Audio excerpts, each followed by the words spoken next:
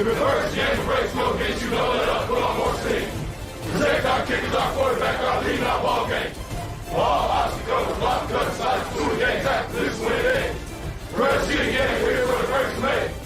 Carry everybody, keep it there for 6 minutes. Rocky Top, you'll always be. All I know is go Vols, because that's all I know. Go Vols! Doesn't have to be perfect, ain't gonna be perfect. We go compete for 60 freaking minutes. All right, enjoy the opportunity, enjoy the environment, and then go play our butts off, play for one another, and have a hell of a lot of fun. Everybody got me? Yes, sir. All right. I don't know. Truly, like, I don't know how I could answer that because I don't know what it would take. Really, I don't know what it would be until I feel accomplished. If we win that natty, when we win that natty, then I'll say, like, my story's been good. To be the man, you gotta beat the man, and I'm saying, woo, right here. It's day one, like I said, like I just told D-Rock. Hey, it's intensity from day one, from start to finish. Whistle to whistle blows to whistle in. All day, every day. I need everything you got. Everything out of you. All 15 days. Come on, man. Every practice.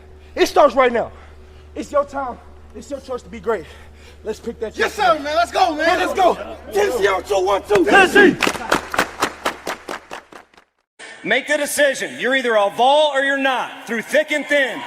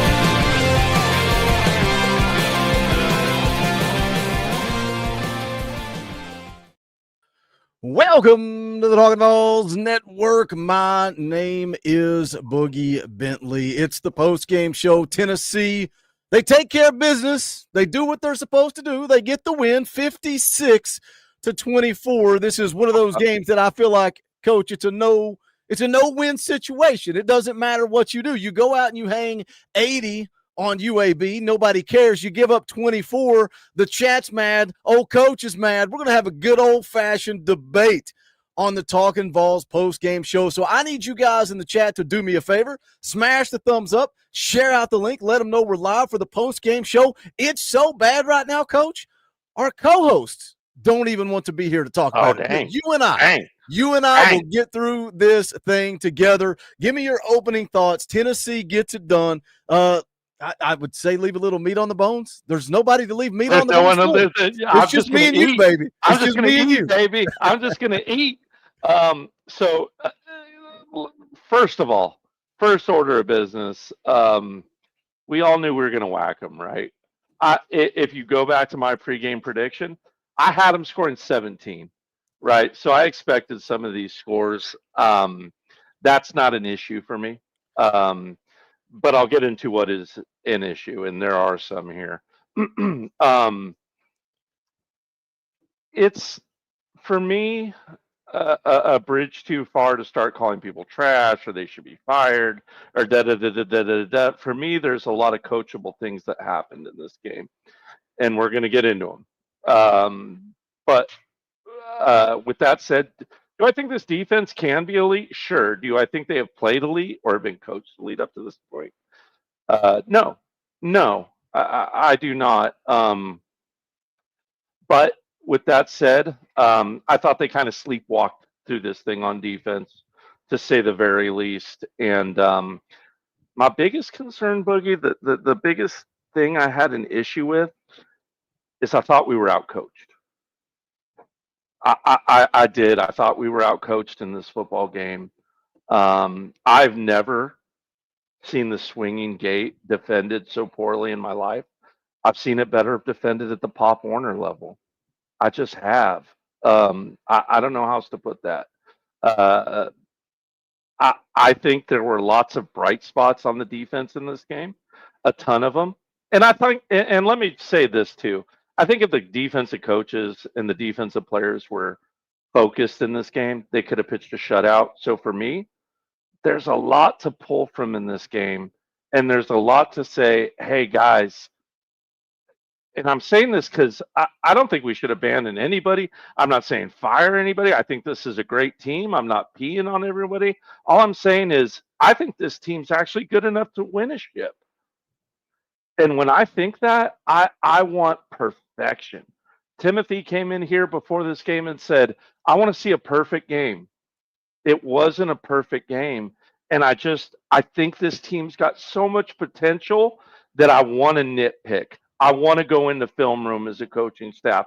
I want to say, hey, this was bad, this was bad, this was bad, and get better.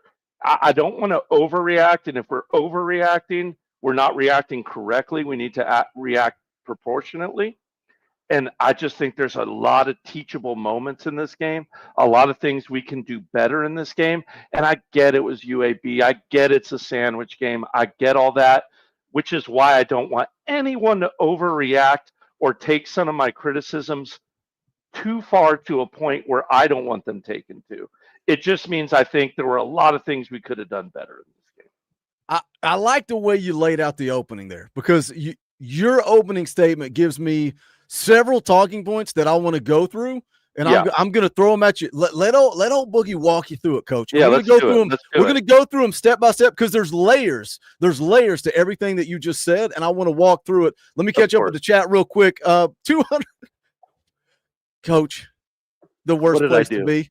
No, the worst place to be is trying to take that step from being a really, really good football program to being elite. If we played UAB 4 years ago like this, we'd have 500, 700, 800 people in the chat. We got 260 people. We got 260 people watching live for the post-game show. But you are 260 diehard, psychotic, passionate Tennessee fans just like me and Coach Jay. You want to talk about the games against UAB. You want to talk about the games against ETSU. And we love you and we appreciate you. And we're going to get into it. Caleb Ray for 5 says, why do we waste time with Merck getting second-team reps? He's gone next year. He can't read a defense and never looks comfortable. GMAC QB2, not even close. I said it in the tailgate show that George McIntyre is going to pass up Jake Merklinger. Coach, you want to share what you posted in the DMs just a few minutes ago? I will be honest. I said, in my humble opinion, I think the coaching staff may ask Jake to transfer after this season. He didn't look good. But with that said, underclassmen have their journey to make, just like Joey Aguilar had his journey to make, just like Hendon Hooker had his journey to make. And I believe in all my heart with something I said on this other channel. As a coach, I don't believe in giving up on people. I just think that Jake's journey needs to diverge in order for him to become the player he needs to be. And sometimes there's nothing wrong with that. There's absolutely nothing wrong with it, and that's okay. Sometimes it needs to happen. They go a different route, and they either pan through or they don't. They either pull through or they don't. It doesn't mean that I think his talent level has changed. It doesn't mean that I think what he could be has changed. It just means right now, where we're at, there's a reality, and I agree with you. I think right now, GMAC has passed him. And I'll tell you what else. I alluded to it the other day, the sand that Josh Heupel had to take the moral stance with Nico that was taken, knowing not knowing about even that Joey A was an option, but that Merck was probably the next choice or a true freshman. That's my ball coach, and I'm going to swear I'm damn proud that he's my ball coach, because guess what? When I don't agree with, sorry about that, fam. When I don't agree with Heupel, I can go back and say, you know what? He's closer to the team. He's next to the team, and everything he's done has proved that he wears the power T on his chest, and he's doing what he thinks is best for this football team, and he has earned our trust, love, and respect as Tennessee football fans. It's easy for us to look back now and give Coach Hype his flowers for saying nobody's bigger than the T. If Joey Aguilar doesn't end up here and Jake starts and Jake struggles, what would everybody be saying then, right? Is everybody crucifying Josh Heupel? Is everybody attacking Josh Heupel? Is everybody blaming Josh Heupel? It's hindsight's 2020, right? It worked out because you did get Joey Aguilar, and he's playing great football right now. As far as the Jake and George thing, you got to look at Jake too. Look, he came in the cycle after Nico, and the hype and the praise that Nico had. 5-star quarterback, number 1 ranked player in the country, all the accolades, right? He can make all the throws, and NFL talent. That's everything that you're hearing before Nico ever takes a snap at Tennessee. And Jake Merklinger said, sign me up. I'm coming to Tennessee. I love his competitive nature. I love that he chose to come here, he chose Tennessee. If he doesn't work out and he does hit the portal, I wish him the best. But I think George just has more talent, has more ability, and we'll see, man. We'll see. Jake's going to go through this year. Jake, George, and Faison Brandon are going to have a quarterback competition next spring. We'll see what happens. Bookham Dano gifted 5 Talkin VAWLS membership. Shout out Bookham Dano. If you're not a member, you can hit the join button. It's only $1. If you're one of these diehard, psychotic, passionate fans, if you're watching this live stream after a UAB game, you love Tennessee football, you want more content, hit that join button. It's only $1. Shout out Bookham Dano for gifting 5 of them. Nicholas for 2 says defense, or does he say defense? Defense. Yikes. Hey, we're going to talk about it. Don't you worry. Nicholas for 5. Shout out Nicholas for the super chat. Jake looked like the big green thing I rolled the road on Wednesdays. Awful. Oh my gosh. And being 1 play away from starting is scary. That Nicholas did go through my mind as Jake was out there. Man, we need Joey. We need Joey to stay healthy. Timothy McGee for 5 says we got to realize that a lot of our defensive players were 3rd to 4th team. Boogie, I was giving you a hard time earlier. We'll talk about that. But it's just going to bleed into the conversation that we're having here. So you're not happy with the defense. You're not happy with the performance. You told me before we went live, look, the coach in me wants to nitpick and criticize, and that's a beautiful thing, because what I want to lay out to you is when you look at this defense and the way they played the game. Let me run through the drives from UAB to start this football game, right? First drive, it's a punt, 3 plays, 3 and out, and they punted the football. Second drive, punt, 4 plays. Third drive, punt, 3 plays. 5th drive, punt, 6 plays. That's 4 drives. I can't do math. 4 drives, 4 punts. UAB puts together the drive. 10 plays, 75 yards, 3 minutes, 10 seconds. They converted a 3rd and 15 on that drive. That's maddening. 3rd and 10, little trick play. They spread out their offensive linemen. They look like a freaking Pee Wee football team, right? They look like a Pee Wee football team. The very next drive, turnover on downs. The following drive, 3 plays. It's the end of the half. So they had 4, 5, 6, 7 drives in the first half. The defense gave up 7 points. Outside of that, Coach, they got a field goal because Buu Carter fumbled the football, and the defense goes 3 and out. Buu Carter fumbles the punt. The defense goes 3 and out again. They're gifted a field goal. There's 3 points. And then the rest is mop-up duty, right? They had another drive late in the game. You had a busted coverage from Timothy Merritt, freshman corner out there making a mistake, and then you had the 14-play touchdown drive at the end of the game. I get it. You want to see dominance across the board, not just from the ones. But, UAB's got their starters out there the whole game. So as a coach, you're not satisfied with the way the starters played this football game, even though technically they gave up 7 points in a half and a drive of football?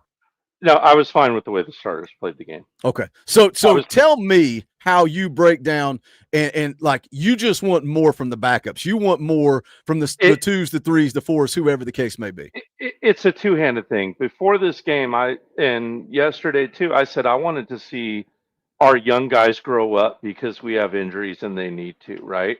And I felt like when our backups were in there, we were playing deep, bend but don't break, soft cushion, let them get whatever they want so we can just get out of this thing healthy. And I wanted to grow. I wanted to play Tim Banks for real defense and knuckle up with these backups and let them learn to be ones, not let them to be a typical defense that we roll out there when we're up 50 points. We needed to grow our third string guys, our second string guys, our fourth string guys. And I felt like we just said, all right, well, we're going to drop back, play cushion, not care, and whatever happens, happens. And for that, I thought that's why I'm mad at that effort, that coaching choice, and that decision. So say again, you're not disappointed in the starting defense. You're not upset with the starting defense. Again, they gave up a drive. You're going to give up drives, right? I went to Twitter because I get it. Somebody, and it's a regular listener of the show. I can't remember who it was, and I like sometimes if I quote tweet and respond to somebody, I feel like almost like I'm picking on them. But I just wanted to make a point because I get it. Sometimes it's maddening. You're watching, it's like, man, I want video game numbers. I want domination. I don't want to give up a point. I don't want to give up a first down. I just want to dominate the opponent. But that's not the way football works. You're going to give up drives. You're going to give up points. So you feel like as far as the starting defense, they went out and did what they were supposed to do. You just want more. And again, you hope that Timothy Merritt grows from that, right? He baptism by fire for Timothy Merritt. Who else? There was another young guy. Trey Poteet was out there, and he was struggling. So if Tim Banks is telling these guys, and shout out to Sora the Demon in the chat because he was talking about this as the game was winding down. Tim Banks is just sending them out there, 10-yard cushion, play soft, and that's why UAB just dinks and dunks down the field. I don't necessarily like that. But at the end of the day, is that like, can we really question Tim Banks for that? Or is it just, hey, give them whatever they want? Josh Heupel doesn't care if he wins 56-24 or if he wins 90-3. It doesn't matter. Win, stay healthy, get out. So for me, it's hard to criticize Tim Banks for that. I get it. I get it. You're banged up and you want to get out, and dinking and dunking takes up time. It speeds up the clock. I get all the decisions they make. I just disagreed with them because I think it's vital that some of these young guys with the injuries we have get up to speed, that they get tuned up. And that's why I didn't like it and had a problem with it from a coaching standpoint. That's where the problem stems from. I mean, at the end of the day, by the time you got to the fourth quarter, late in the fourth quarter, our 3s and 4s were going against their starters. Like their starters were still out there on the football field. They were still making plays. At the end of the game, you gave up 394 yards of total offense, 371 passing yards, which I know is pissing off a lot of people in the chat. A lot of people are not happy because we gave up 371. They threw the football 52 times. 52 times. They average over 300 yards per game. They threw it 52 times. You want to talk about running the football? 23 rushing yards. They averaged 1.2 yards per carry. So it balances out. You had 3 sacks, 9 TFLs, 2 turnovers. So at the end of the day, for me, I just don't overreact to a game like UAB because, does it irritate me that Tim Banks is sending them out there and playing soft and they're just dinking and dunking down the field and going to go score points? Yeah, of course. Of course it's irritating to me. Is Tim Banks going to call that defense if the game's on the line? Absolutely not. This was a play, survive, advance, get healthy, go on the road to Mississippi State, and let's go find out what we're made of. And I think maybe we'll be singing a different tune next week. I don't think this defense is anywhere close to as good as they were a year ago, but I also think we as a fan base were maybe a little bit spoiled by this defense a year ago, and we criticized Tim Banks when he had a top 5 defense at the end of the day. Let me ask you, if we were healthy, would you think this defense is as good as last year's? Like McCoy, Gibson, the whole 9. Yeah, across the board, maybe. I don't think our defensive line, and again, I don't know because Jackson Moy hasn't played enough. David Hobbs got hurt before we even really got off the ground. Can they be as dominant as Omar Norman Lott was? I don't know. The edge, I get it. James Pierce was a special dude. I don't think we're skipping a beat there. With Josh Josephs, with Caleb Herring, with Jordan Ross, I think we're just fine screaming off the edge. We still got Don Bailey at defensive end. We got Tyree West. We got Tyree Weathersby. It's just the interior that it's just an unknown because I've not seen Jackson Moy enough. I've not seen David Hobbs enough. Corner, if Jermod McCoy and Ricky Gibson are healthy, we're undefeated right now. We beat Georgia a week ago. Yeah, and I think the thing that scared me the most with the starters on the field are the long third conversions. Those killed us last year, and they will kill you again if you give a ton of those up against, Mississippi State or Oklahoma or Alabama. Someone like that, they can really hurt you and they can beat you. So yeah, I want to see them tight against people like UAB, even from the starters. So those actually I don't put on the coaching staff. On a lot of those third and longs, there was some blown stuff going on. I don't have the film in front of me, so I can't show my work. But I don't know. Maybe I can post some pictures later or something.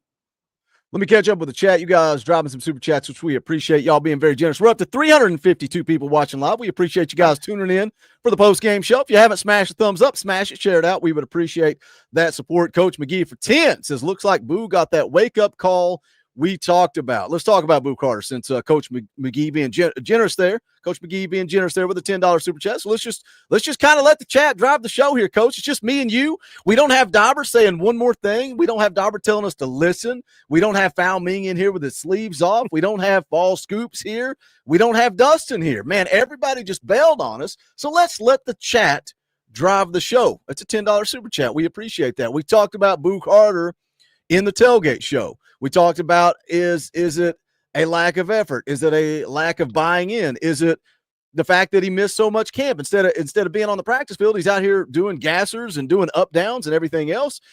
He struggled on that touchdown drive in the first half, the one that we were talking about, the one that the only touchdown drive that the ones gave up. I guess only touchdown drive they gave up. At one point, he got ripped off the field and he was getting an earful, and they sent Jalen McMurray back into the football game. Then he goes out and he fumbles the punt. When he fumbled the punt, I was losing my mind. I was ready to go scorched earth on Buu Carter in the postgame show. But then the kid kept playing football. He kept playing football late in the third quarter, back-to-back plays. Buu Carter forces fumbles on both plays. One, he got pressure on the quarterback. Somebody was in on that with him. I can't remember. Somebody was in there with him. God, I can't remember who it was. Regardless, gets pressure, forces the fumble. Very next play, punches the football out. Caleb Beasley scoop and score, finishes the game, 9 tackles, a sack, 3 TFLs, and 2 forced fumbles. What were your thoughts on Buu Carter today? Yeah, I mean, I thought he was flat at the beginning of the game like he has been.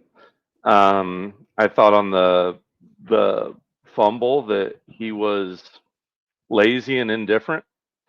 And then I thought he did turn something different, and I'll tell you what I thought did it.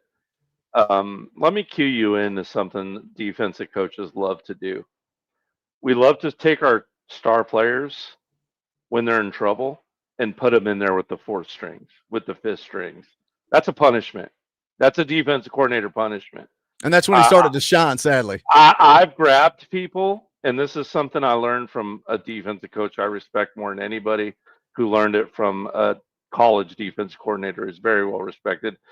And I pulled people over on the defense when they've been in a similar situation, put them out there with the 4s and gone, hey, by the way, if they score, I wouldn't show up to practice. I'm going to murder you at practice.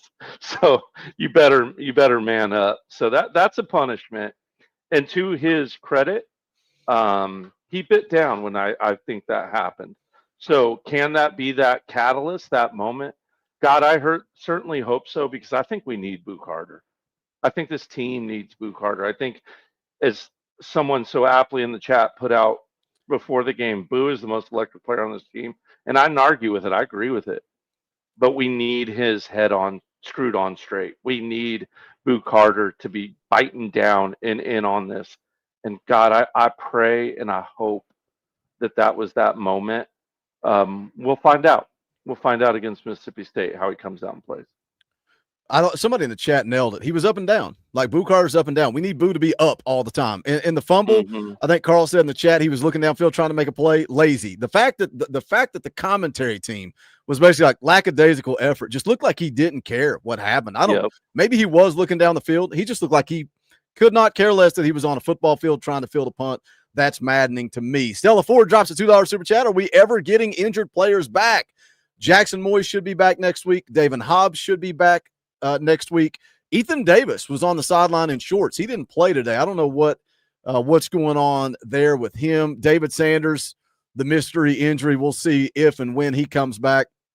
Outside of that, Deson Brame was out today too. Got his bell rung in practice. He should be back next week. So I don't know about Ethan Davis, Jackson Moy, David Hobbs, and Deson Brame should be back next week. VFL Stephen Parr for 5 had to put work in. D needs work.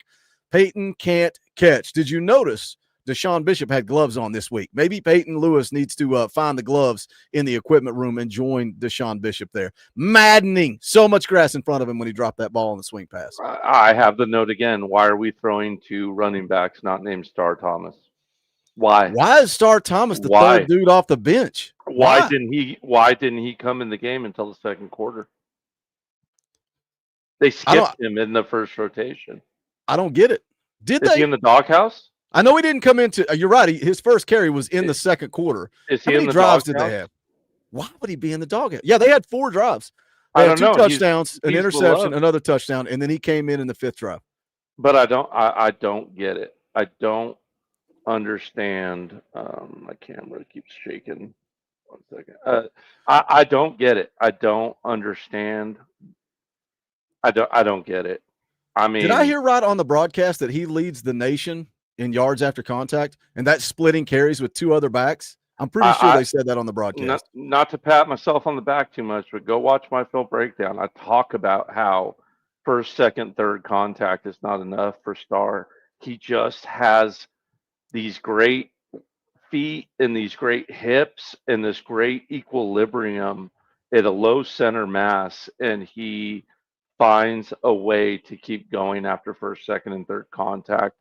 And he's got special vision and he's got special hands. Like, I get maybe not throwing to him against someone like UAB or something like that, but Georgia, when you were like struggling in that middle portion of that game, I'd have got Star Thomas going, man. I was throwing him a screen, hit him out of the backfield on a wheel or something.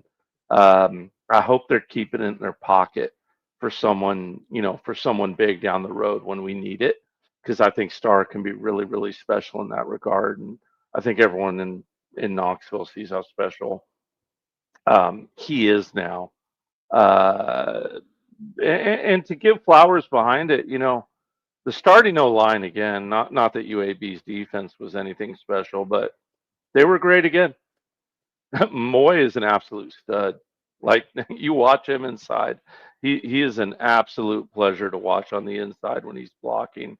A lot of great things in this game, just things that eke to me too. Like I said, Boog, just things that eke to me as well.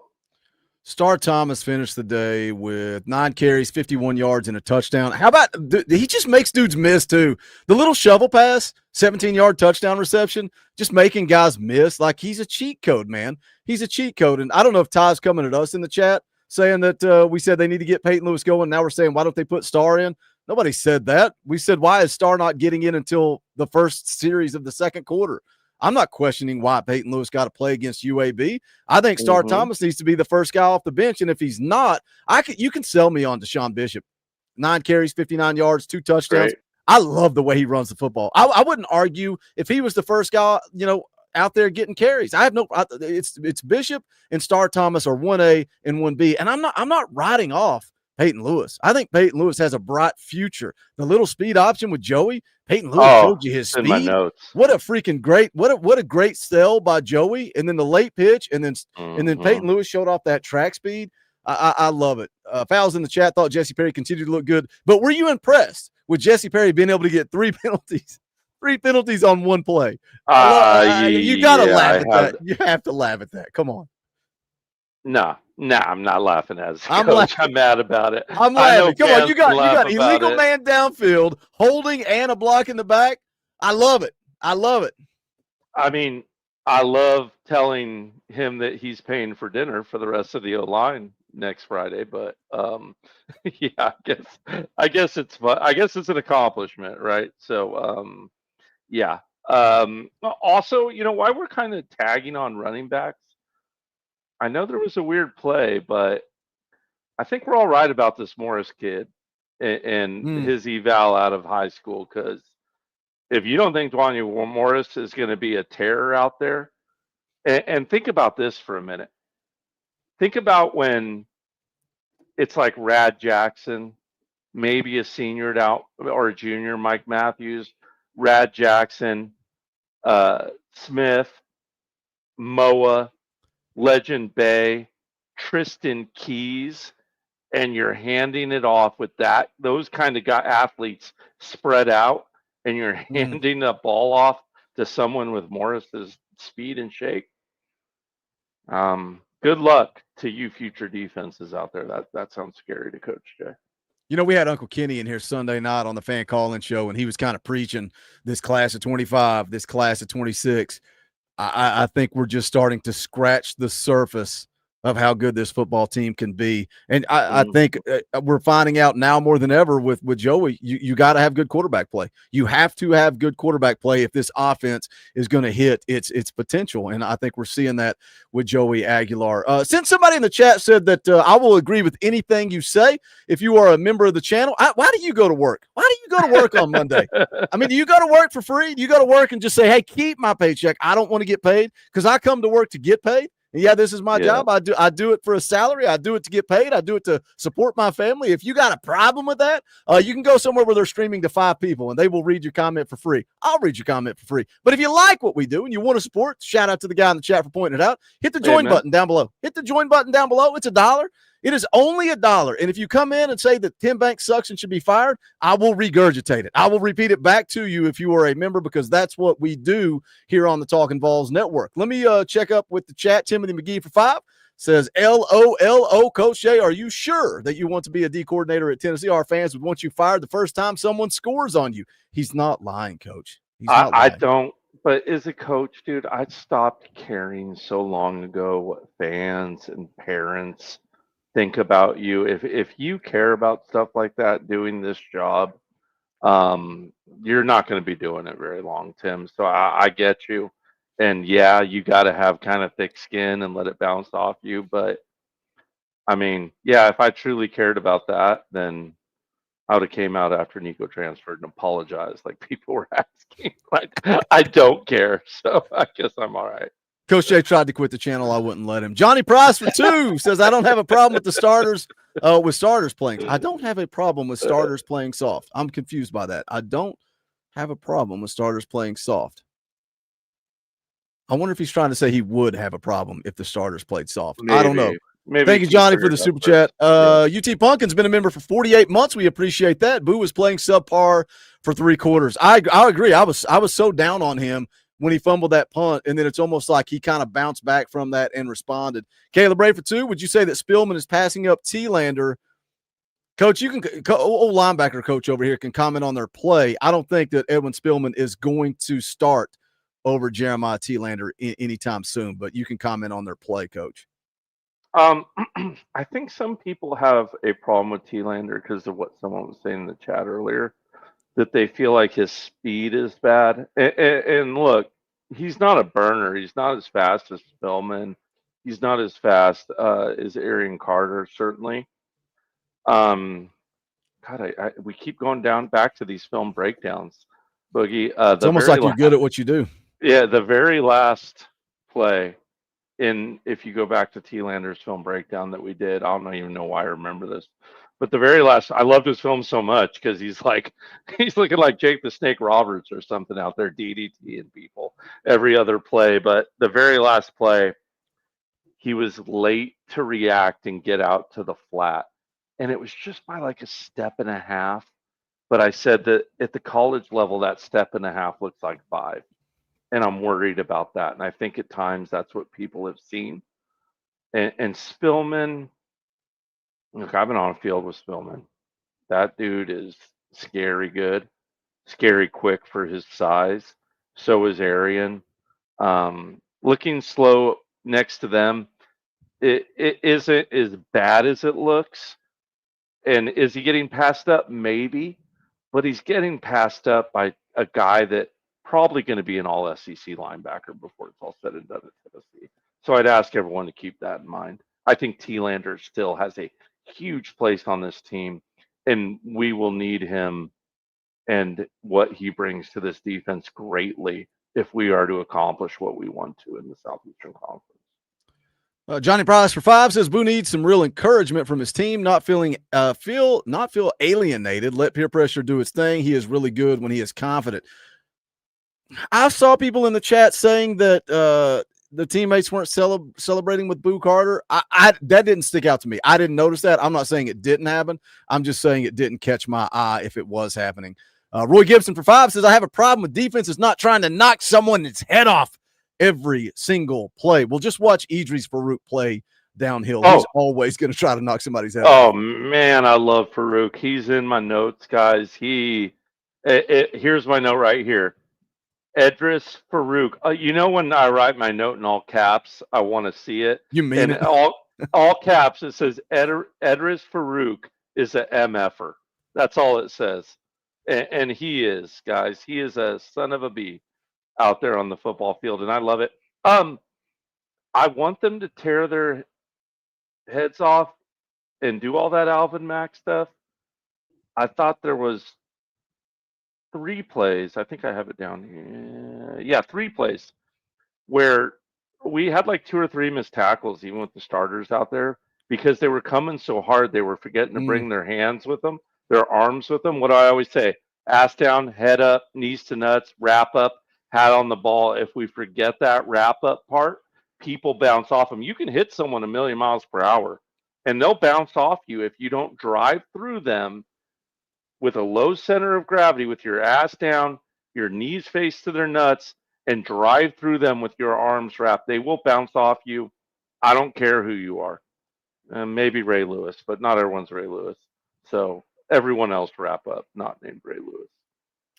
Scores of interest because somebody put it in the chat. Syracuse 34, Clemson 14. Now, I don't know how good Clemson is. Dabo Swinney losing his mind last week was absolutely hysterical. But also remember everybody talking about how bad Syracuse was, right? Tennessee beats them, and then the following week everybody's talking bad about them. And, Coach, you're on here saying I don't play the week-by-week game, but I like seeing Syracuse get the win. Well, they're winning. They got the fourth quarter still to play, but I hope Syracuse wins every game from here on out. Let me continue. Go ahead. You got something on Syracuse? I was just going to say, what does a good coach do? A good coach helps them find a way to win when they're down, which he did the other day. A good coach disciplines them when they didn't perform how they're supposed to, which he did. A good coach gets better and better week to week. We saw that last year with Fran Brown, and I think we're witnessing it again. I'll tell you what, fam. I don't mind if Florida gets Deion Sanders. I don't mind if Florida gets Lane Kiffin. I will be scared if Florida Gators get Fran Brown. And I mean that. Creek Toy Photography dropped a $5 super sticker. We appreciate that. Thank you for the support. Orange Wood for 2 says Joey or Hendo, better deep ball. The jury's still out for me. I'm not ready to say Joey's better than Hendon. We talked about this recently with Joey in the underthrows, but he's given his guys. I want to dig at this. The underthrows happened again today. I thought 2 were closer than usual to be picked. Hendon tend to overthrow his deep balls if he was going to miss them. But we forgot about that, right? Nobody talked about that. I didn't forget about it because I felt like it was something I was trying to remind everyone constantly of last year. But it's going to be something interesting to watch and really fun. And sorry to get off topic, but Trey Thomas, Golish would scare me more than those other 2 guys I said I wouldn't be scared of too. But it's going to be interesting to watch. Boogie, does Joey Aguilar have a fumbling the snap problem? Well, it's happened twice in 2 weeks. 3 times. Well, right? actually, the one from Sam, the one that he lost. Forgive him on one. I mean, that was more on Sam than it was his, but still, it's happened twice in 2 weeks when it hits him right in the stomach. Maybe I don't know what. I don't know either. That's why I asked. I was going to say, is it a honestly timing don't know. thing? Now you're going to completely derail me because I was going to say, is it a timing thing? At App State, he went more out of the pistol than he did the true shotgun. Is that something he's getting used to? I don't know. What do they do at UCLA? Are they a shotgun team? Unlike most of the people, I don't. I do not watch UCLA play. I could not care less what happens at UCLA. They run a lot of shotgun. I'm just a sicko and I watch everything, but yeah, they do. So also something I wanted to bring up, and we're kind of going away from the Joey or Hendo deep ball, but the jury's still out for me. But since we're talking about snaps and fumbles and all that good stuff, 4th and short, Josh Heupel lines up to go for it. What do? They go under center. What'd you think? Oh, like that answers the question so that you brought up. do that? Yeah, so they exactly. can do that. Exactly. Weird. So if we're gonna do that, why didn't we do it in the Georgia game when you're trying to center up the ball? It's just I hate when you're right. I hate when you're right, but when you're right, you're right. I'm a jerk, so I hate it. You're always right. Let me catch back up with the chat. Landon Murray for 5. I need to see more medium yard plays and better connection on middle of the field plays, not just screens or deep balls. Nitpicking for perfection. By the way, Landon, there is nothing wrong with nitpicking for perfection. That's what we're doing Criticizing is perfectly fine. I did there was one play that I liked to the middle of the field. It was like a third and 8, something like that. They just ran Miles Kitselman right up the seam. He just turned around at the first down marker. Joey hit him right in the stomach. Boom, first down, moving on. I think this offense needs to attack the middle of the field. I think they're better when they attack the middle of the field. I think Joey is better attacking the middle of the field. Yeah, I agree. But look, and I have it in my notes. It's in I always create 2 notes: offense, and then I run it through the whole game. Defense, and I run it through the whole game. And I have an overall notebook. And in my overall notes, specifically early in the game, it's something like run and sideline pass to sideline pass, almost like we saw a lot more with Milton and Nico at quarterback. But I don't mind that because it puts it in your D coordinator's head, specifically when people like Mike Matthews and Braylon Staley are taking some of those little bubbles for like 12 and 17 yards and stuff like that. It creates stress, and it creates that when you've got someone who can stretch the field like Joey's been doing, and he can also dink and dunk at you, that's called putting a defense in conflict. And dang it, that is your job as an offensive coordinator. So I'm here for it. Like, I get the nitpick, but I feel like it was kind of like eye candy being dangled for other defensive coordinators today. And also, man, when the quick hitters, like you said, it opens up the entire offense, man. It keeps you. That's the whole point of Josh Heupel's offense. It's an extension of the run game. But like you said, man, if especially when they run the little bubble versus just the true just turn and catch and go, when it's a little bubble and you get Braylon Staley the ball running full speed, that dude is dangerous. He's dangerous with the football in his hands. Let's flip over and talk about the offense a little bit. Actually, let me hit this real quick. Joshua Curtright became a member of the channel. Shout out, Joshua. We appreciate that support. That now means that anything you say, I will agree with. That's what somebody in the chat said. So that's what we're going to run with. That's what we're going to do. If you're not a member, fix that. Hit the join button. We would appreciate it. Roy Gibson for 5 says, I like Joey in play action. It seems to be a strong suit for him. He ran play action a lot at App State. His back was to the defense almost every play out of that pistol, right? So he's comfortable running that play action. I think he sells it well. Timothy for 5. I like that Jim Chaney as an analyst is back. Our offense looks better. We talked about that Friday morning. Yep. Jim is not being involved in game day preparation, game plan. He's more scouting. I don't know if he's scouting opponents. I don't know exactly what the job is. We talked about it again Friday morning. Kind of weird. The dude came back in July and nobody found out about it until just this week. But as an analyst, when you're charged with scouting other teams, Jim Chaney is a deep and middle route running specialist as an offense coordinator. It's what he excelled in. When I looked this up the other day, when you look at his stats on like middle of the field, 15 to 25 yard throws, and then the deep throws, 30 yards and over, he has almost more success on those throws than any other throw. Pruitt taking that away from him is what made him bad that year. Mm-hmm. When you have someone scouting the other team who is a specialist in that, if you think he doesn't see a good middle field deep route that would be open against an opposing team and give it to a coaching staff, then you're crazy, because he is. And so for that, man, maybe it's because I'm an analyst, Boogie, but I'm going to preach on analysts as much. No, as I agree. can, I agree. I mean, yeah. We've talked about it, since Josh Heupel's kind of started doing this. The number of former head coaches on this team is only going to benefit Josh Heupel in the long run. Yep. By the way, shout out Power Hour SEC with Carter. The power, if that's really you, if you're who you say you are, dude, hit me on Twitter at Boogie Bentley. I would love to get you on the channel. I love what you do. Do good videos. What are we doing? Dude, you can come for the boat. You want to break down? You want to break down a little film with the champ? We're gonna break down some film. No, I love you, Power. I love what you do too. Which I don't know. I might be nervous for that fight, Boogie. I'm here for that one. That would be a lot of fun. Yeah, that dude. Would be if you're still in the chat, hit me up on Twitter at Boogie Bentley.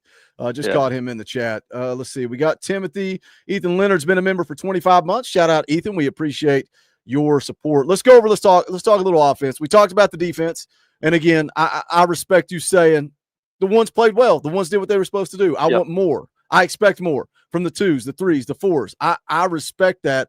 Offensively, man, Tennessee started fast. Tennessee always starts fast. It's just, for me, it's different, man. I get it. It's UAB.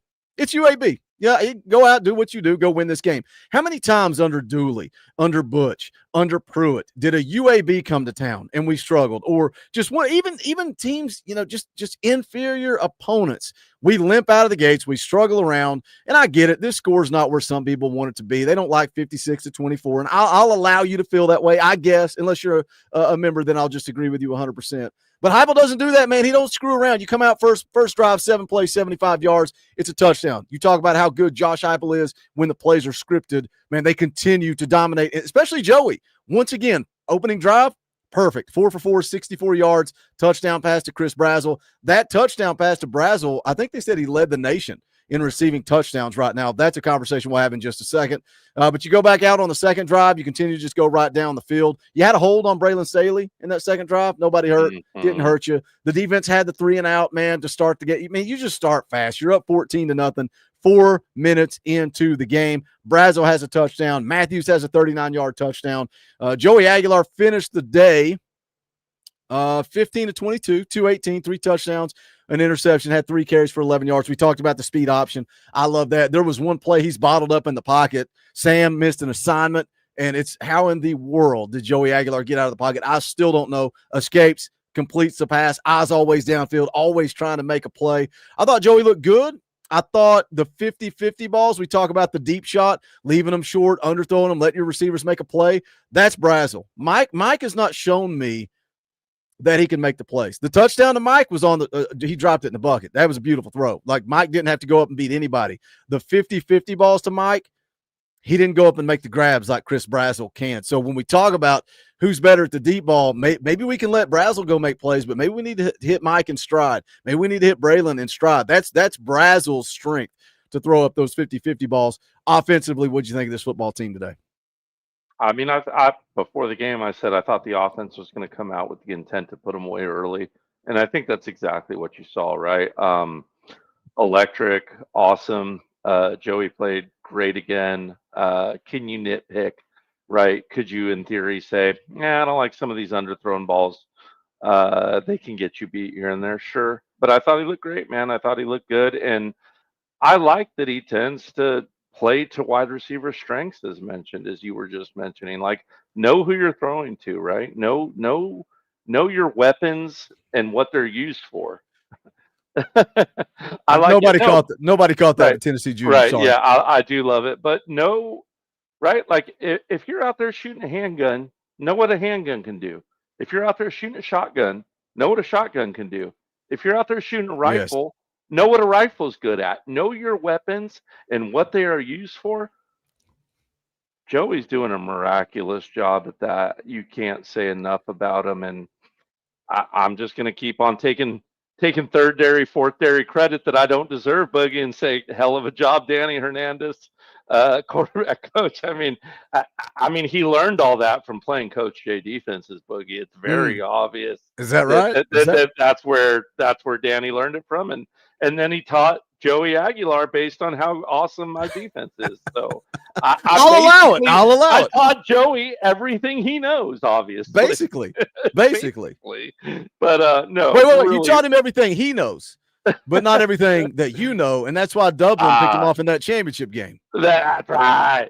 Now we go. And we'll have to share all these pictures. I know we've shown a couple, but one day we'll have to put like a little film collage of some of this fun stuff up for the whole chat, because great memories. But proud of Joey Aguilar and everything he's doing, man. That it's so cool to see, and it couldn't happen to a better dude. And if he can keep playing like this, and like I said, it's why I'm nitpicking the D. It's why I want so much out of this team, because you can see that goal. You can see that light at the end of the tunnel, but you know it's gonna take a special effort, a succinct effort, an effort with as few mistakes as we can muster to get there. And it's achievable, Boogie. And to me, it's exciting, man. It's so exciting, and I'm so happy about it, guys. It's in front of us, man. We just got to go get it. But we got to, as a coaching staff, nitpick. We got to get better. We got to demand more. Like you said, it's so hard to go from being bounced in the first round, good team, like we've seen crap here, man. We've all lived a nightmare as Tennessee Vol fans. But to get from that good, that what Georgia was before Kirby Smart was their team, to take that to that, those inches are so small, and it's why I'm starting to want those inches, because I want to get greedy, man. I want that national title. I want Tennessee to hold it up there, man. I can see it, and I want it. The goal is perfection, and we know that's not obtainable, but that's what you strive to reach. And I think that's what this coaching staff preaches to these players. And for me, you know, again, just my overall takeaway from the game is this defense: punt, punt, punt, punt, a touchdown drive, turnover on downs, end of the half, punt. You gave up a field goal because Buu Carter fumbled his punt return. And like, that's not perfection, but you're dang near close to obtaining perfection there for your starters on defense. Offensively, your starting offense, you know, the worst thing I can do is go to VolQuest and start scrolling through the board during a commercial during the game, because I see people wanting to fire Tim Banks. I see people talking about the second quarter lull. Josh Heupel teams struggle every game in the second quarter. And I start looking and I start going through the drive chart. The Vols scored 21 in the first quarter. The Vols scored 21 in the second quarter. They scored 7 out of their 8 drives before they handed over the reins to Jake Merklinger in the twos. The only drive they didn't forget score, the only drive they didn't put in the checkerboards was the tip drill. The one that Joey threw it a little behind. It looked like it hit the shoulder pad, shot up to the moon, and you're just standing out there freaking catching a can of corn out in center field. The offense, again, you're not perfect. You strive for perfection. You score on 7 out of 8. Your defense played damn near perfect, but they didn't play perfect. You strive for perfection. So I look at it from the ones perspective. I'm like, we're good. Let's go play. I get what you're saying. If we're going to reach that elite level, we're talking about what would we be with the ones? What would we be if Ricky Gibson and Jamal McCoy were healthy? What would we be if Jackson Moy and David Hobbs were healthy? That doesn't matter, because football doesn't care. And that's why the 2s and the 3s and the 4s have to also strive for perfection. But what I like, Coach, is what are you going to do as a coach? What are you going to do on Sunday? You're going to take Timothy Merritt and you're going to sit him down. You're going to take all these young corners, Trey Poteet, and you're going to sit him down. Timothy Merritt busted coverage leads to a touchdown. You're going to explain to him why. Now it's up to him to learn and grow from that and not make that same mistake twice, right? That's the beautiful thing about what happened today. And as a fan, it sucks. I look at the scoreboard and I'm like, man, UAB 56-24. I feel like I'm playing EA Sports college football, and I got EA'd the entire second half. I don't want that. But from a coaching perspective, we get to bring all these 2s, 3s, and 4s, all these young guys, dude. A lot of young guys play today. And by the way, shout out to one of the young guys that stood out to me. I felt like he was living in the backfield. That was Isaiah Campbell. I thought he played good football today. Love seeing him in the backfield. But you got something on film that you can take and teach. Man, I thought he had the whole sack. They gave him a half sack, him and Nate. I thought he had the whole sack. Did you see the play where Dye came off weak side to go get the bubble screen all the way on the edge. I think it was on like the first or second drive. Son of a bee, dude. Man, that was impressive. I don't know what That's else an to SEC say. lineman. That's an an SEC SEC lineman. lineman. That's an SEC lineman. And the fact that he's a true freshman, right? Like, that's scary, fam. That's scary. There's scary talent on this team. Like I said, I just want to push him. Sword of the Demon said in the chat a minute ago. It ain't gonna be perfect. It don't gotta be, but we gotta strive for it. Like Boogie said, that's the balance. That's the rub there. So, but once again, guys, what I don't want everyone doing is knee jerking. What I don't everyone doing is seeing one play that doesn't go your way and wanting to fire everyone. Make a decision now. You're either a Vol or you're not. Through thick and thin, baby. Tony V said it, and I'm all Vol, and I want to press to get better, but I don't want to overreact. I don't want to smack talk these kids or these coaches. I want to respect what they've done and keep pushing them to keep doing better. Let me catch a couple in the chat. I mean, I think that's the key is there's nothing wrong with criticism. Just have something to back it up with. And it's like, I think we're pretty even kill on this channel. We come off a big blowout win. A lot of times we get called negavals. We come off of a loss and we get called sunshine pumpers. That's because we try to keep it even kill, shoot straight, have a conversation. That's what this channel is about. Landon Murray for 2. Just want to say thank you to Nico's team, for Joey. Blessing in disguise for the Vols and also for Joey Aguilar. Wayne for 5. What is up, Wayne? Just Googled it, and it says Joey has been granted an extra year and can play in 26. Is Google telling me the truth? Dude, Wayne, I don't know. I asked AI, and it said that his COVID year is still valid with everything that's gone on, because the one I just asked ChatGPT. I just asked flat out. I gave them the year. I said, ChatGPT, can Aguilar play in the next season? And it came out with that answer. Hold on. Let me look. Joey Aguilar. I could probably find it in my JUCO years. Of it. What are his JUCO years? He spent, but he shouldn't get a COVID year. Well, no, I guess he should. Wait. Well, I don't know because, so 2019 began his college career at City College of San Francisco, but redshirted. So there's his redshirt year gone. Transferred to Diablo Valley. I cannot talk. Diablo Valley College, where football was canceled due to COVID. So that year's a wash. So he should still have 4 years of eligibility. So 21 playing time, Diablo Valley, taking over as starting quarterback. 22 continued as a starter. 23-24 was at App State. So Tennessee would be his 5th year. So the only way he should have eligibility goes back to the Diego Pavia rule, right? That JUCO years don't count. And he got an extra year. Miles Kitzelman got an extra year. So if Joey can get those extra years for JUCO, then that's where it could be. Because, again, you played 23, you played 24 at App State, you played 25 at Tennessee. I don't know if he pushes for that extra year of eligibility or not. I don't know. I don't know. I mean, it's weird because it's like I don't like the rule or agree with it. But we want it, baby. But at the same time, it's like when you don't think the other guy committed pass interference, but they call it. I mean, I'm not going to argue with it. I'm going to take the PI call. So I'll take another year, Joe. I'd love to have it. See, now my AI may be different than your AI. No, Joey Aguilar will not be eligible to play another year after 25, as his eligibility was granted for the current season via a blanket waiver. So that JUCO rule applied for him to play this year. I just don't know how you count the year where Diablo Valley didn't play. The entire season got canned, but I guess that's kind of the same as the COVID waiver. I guess it's the same because what difference does it make?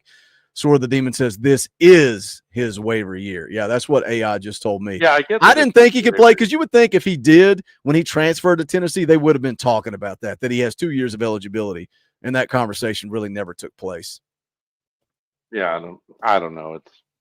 They've made it too confusing for me to understand. Sword of the Demon for 5 says, do not trust AI. This year is the waiver year. This is his last year. He was out before the waiver.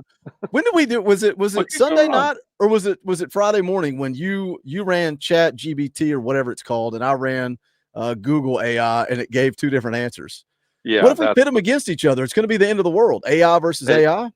that's how it's going to go down, man. Cyberdyne, man. Cyberdyne's going to whack us all out, and we're done for. Just go watch Terminator 2. All right. Yeah, wait. So I just asked ChatGPT again, and it says, yes, as of now, Joe Aguilar can play the 2026 season under the current NCAA eligibility rules. Oh, good Lord. It starts like listing the script of the rule. I'm not going through all that right now. All right, we'll figure it out at a later day. Your AI is wrong. My AI is right.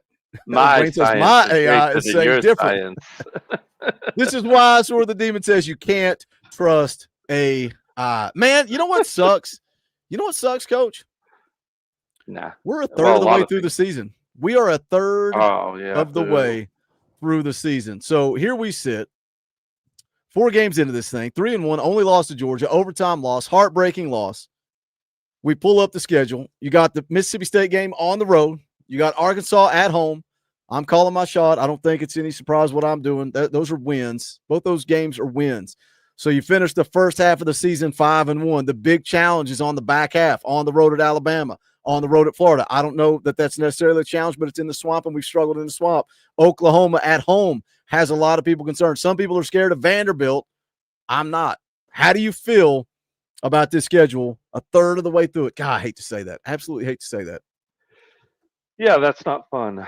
I mean, I think State's going to be a challenge that we can get through. Obviously, Arkansas losing today and stunning. Oh, by the way, I know this isn't what we're doing because I did my little teaser thing, but Coach Jay did a little upset parlay today. Memphis upsetting Arkansas on the money line to Texas Tech, upsetting Utah on the money line, $50 to win 280, and I hit that. I smoked that thing. So yeah, that was good. Should I put that instead of my strategy? Maybe Oklahoma's winning. We'll see. But I feel good. I think we can get past both those tests. I think Oklahoma and Bama instill Florida. We'll see. We'll see what happens with Florida. Are they able to turn it around? Are they able to get Lagway to get some legs under him and start playing? I have severe doubts. So right now it's looking like if we can get through Alabama and Oklahoma, or at least one of them, we really, really got a chance to make this playoff and make a run and be dangerous. Who do you think's better, Georgia or Oklahoma? Georgia. I do. I think that defense is going to continue to grow. I think the problem with them is that their safety position, a little bit of a cornerback issue, but I think those young guys will continue to grow up. And I actually think we'll face a better version of Georgia when we play them again. But that's okay because I think we're going to get a better version of Tennessee when we're healthy again by then too. Yeah, I mean, Tennessee makes a run to the SEC championship game. Jermod McCoy hopefully is back. You know, again, there's all these conversations. Is McCoy going to come back, or is he going to sit out and prepare for the draft? Man, you just hope he wants to be competitive. He wants to compete and come back and play with his brothers for one last run. This team will look different too. So, I just hope. The Alabama game is so big. And I know you can't look ahead, Boogie. You got to go on the road to Mississippi State. You got to beat Arkansas. To me, that Alabama game is so big. And I hate talking bad about our fan base because I think we got the best fan base in the country. But it goes back to the conversation of trying to take that next step to being elite. When we're not at this level, there are way more people engaged for a UAB game. It almost feels like a lot of people packed up because we lost to Georgia in overtime. It feels like people are like, I'm done with Tennessee football. I'll check back in when we go on the road to play Alabama. And my fear is we lose to Alabama, we lose steam. And you're still playing for everything at that moment. If you lose to Alabama, you still have an opportunity to beat Oklahoma, to beat Florida in the swamp. Like, you still have a shot at 10-2 in a college football playoff. But I feel like because we're at that level, it's almost like if we're not undefeated or making a run for the national championship, then I don't have interest. Versus, man, you remember when we were fighting, scratching and clawing to get bowl eligible, and we're sitting around watching Tennessee play in Vanderbilt, just hoping they beat Vanderbilt so we can make it to a bowl game? Remember that feeling? And now it's like, oh, we lost to Georgia in overtime. We suck. I'm done. I'm out. Man, come on. Well, we got to find a way to beat Bama. We got to find a way to beat Oklahoma. I don't think we're getting to the playoffs with more than 2 losses, and there's no way on earth we can beat the greatest college football quarterback of all time, Diego Pavia, in Vanderbilt. Like, we're cooked in the last game, so we got to go undefeated up until that point and hope we still get in after we lose to the greatest team of all time. Rob Miller says I think we'd kill Vanderbilt. The dark ages. Yeah, dude. I remember specifically Vols JP calling my house when Tennessee was playing Vanderbilt, and they had no shot at a bowl game. I think they were trying to win their 5th game of the year. No shot at a bowl game, meant absolutely nothing. Last game of the year, and Vols JP, he's got his girlfriend on the phone with the cable company. He's on the phone with me, just screaming profanity at me, talking about the game's not on TV. What are we going to do? And it's like, remember those days? Y'all want to go back to those days? Now we're losing to Georgia in overtime, and we're ready to pack it up and ship it out, man. We got a lot of football to play. Sword of the Demon, those years were awful. Sorry for reminding you guys. You guys are diehard, psychotic, passionate. You guys are going to be here no matter what, and that's what we're going to do. We're going to be here no matter what. But sometimes it's good to have a little fresh reminder of what used to be, what we used to worry about, what we used to stress about, and now we're trying to go make a run for an SEC championship and a national championship. JJ Lambens been a member for 35 months. Shout out, JJ. We appreciate you. If you're not a member, hit that join button down below. It's only $1. It helps keep the lights on around here. We need your support. That's it. There's no ifs, ands, or buts about it. This channel doesn't exist without your support. You can hit the join button down below. You can also grab some Talkin VAWLS merchandise. You can go to bonfire.com/store/Talkin VAWLS. All those links are in the description below. We got Nike themed merch, rivalry shirts, parody shirts, whatever you want. We got it. bonfire.com/store/Talkin VAWLS. Again, the links to be a member, the links for the merchandise, all the links are in the description below. But I think we're going to call it a show. I'll be right back bright and early tomorrow morning with the day after video. We'll be here tomorrow night, 7 p.m. Eastern time for the fan call-in show. Monday morning, Eric Kane of VolQuest.com and Locked On Vols will be here. EA Sports College Football on Tuesday. Talkin VAWLS live on Wednesday, morning show on Friday. But that is going to do it for Coach Jay. My name's Boogie Bentley. This is the Talkin VAWLS Network. Go Big Orange.